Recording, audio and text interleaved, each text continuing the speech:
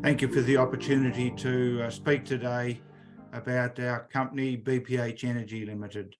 BPH has a series of investments and operates with companies in both the energy and technology and medical devices areas.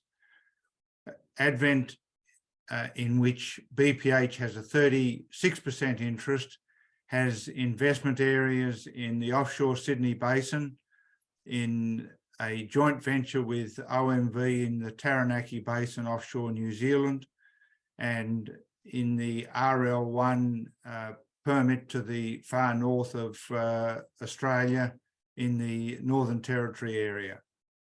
All of these are in emerging key areas for energy supply.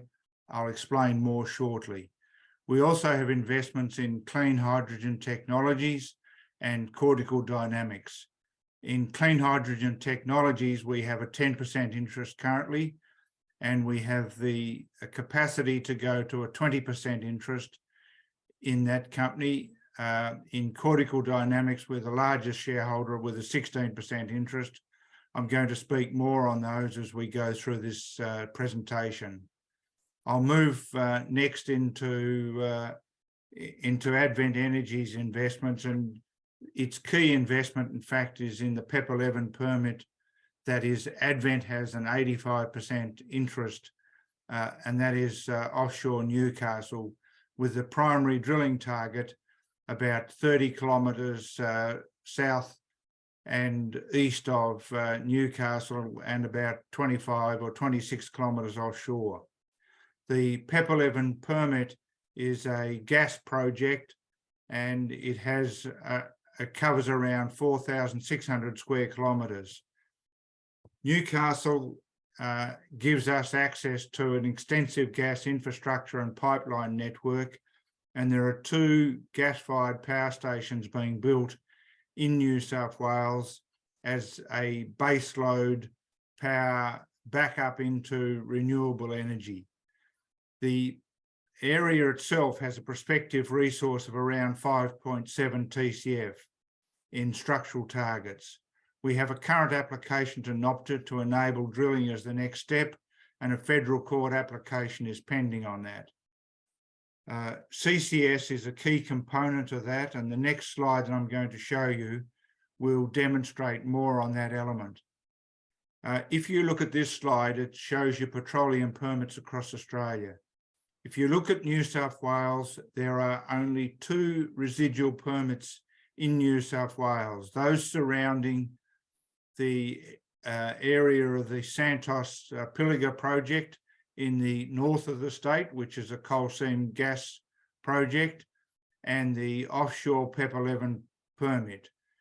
Over the last 10 years, there has been a substantial removal from the New South Wales market of all alternative mechanisms of supply, and the gas shortages that have occurred in Australia in June and July that have brought about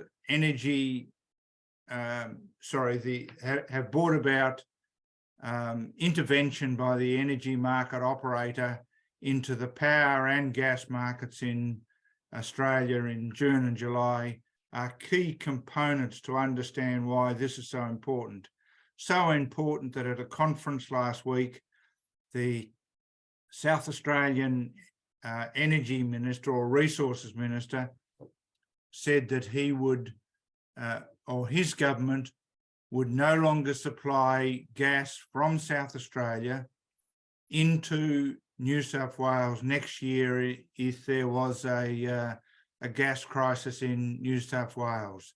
That's a really key element of what's occurring in the Australian gas market at the moment. The other development that has just most recently occurred is that the Northern Territory gas pipeline that supplies gas all the way down into the New South Wales gas system and into Queensland had to be turned off because of problems in the gas supply network in the Northern Territory.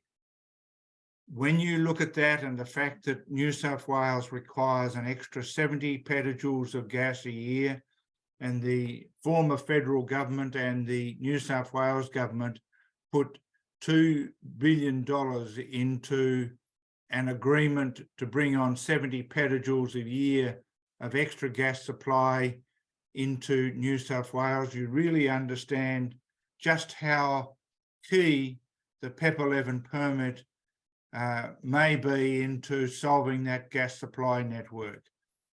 There are a substantial quantity of businesses and homes in New South Wales that rely on gas for both their energy and operational needs. I'm going to speak more on that, but you'll understand there in the context of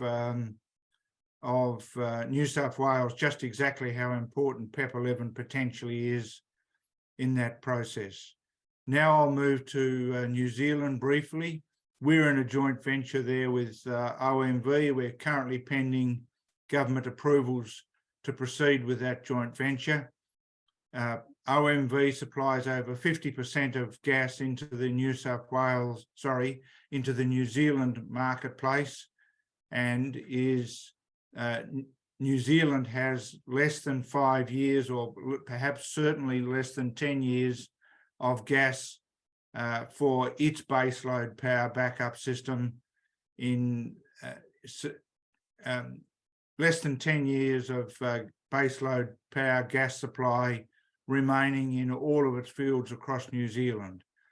So potentially the Taranaki Basin Tutuai well, which we're a potential participant in, becomes a really key component into an additional hydrocarbon supply into New Zealand.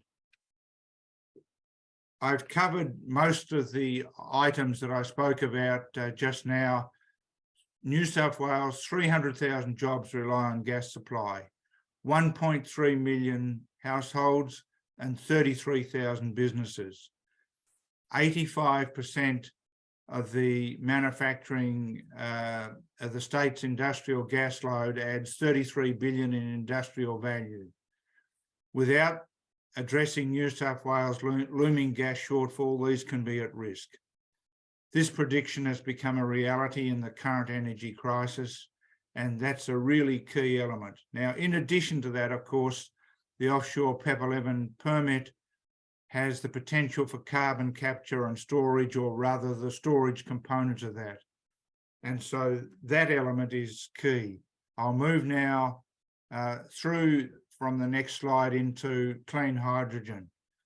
Clean hydrogen in which we're involved is CHT, or in use of methane gas to crack into both hydrogen and carbon black, that is. Its primary advantage over others is its cost, and in particular in relation to steam reforming, which produces around 12 tonne of CO2 emissions per tonne of hydrocarbon produced. So, using the mechanism from clean hydrogen technologies is the lowest cost, cleanest mechanism that there is, and it's the closest in terms of capacity. In fact, if I move to where that company is, and we're talking turquoise hydrogen, they're achieving a 99% purity or lower, depending upon the specification, with their test unit, which is currently in operation and which we're funding. The other element that they produce is clean carbon black, and of course that has widespread industrial usage across the industrial system globally.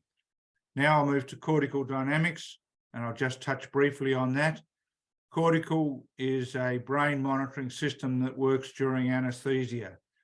It has both a depth of anaesthesia measure and a pain measure.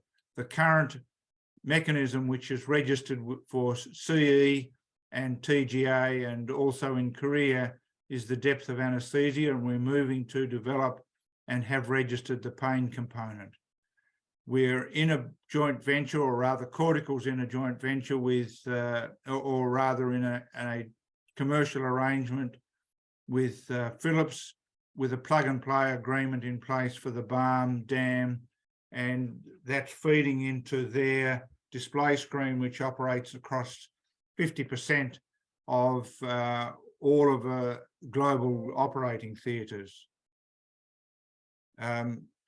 Just to finalise on Advent, it's a proven hydrocarbon basin, and it's a gas basin, and that's really important in terms of understanding its potential supply into the network, and also for countering the views that are widespread but inaccurate about its impact on the community.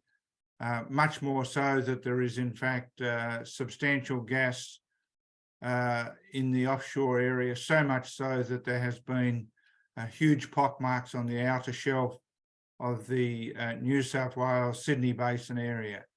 And what that slide is there for is really to illustrate this point about the potential for gas coming out of the permit. I'll complete on that, and unless you have a further question, please.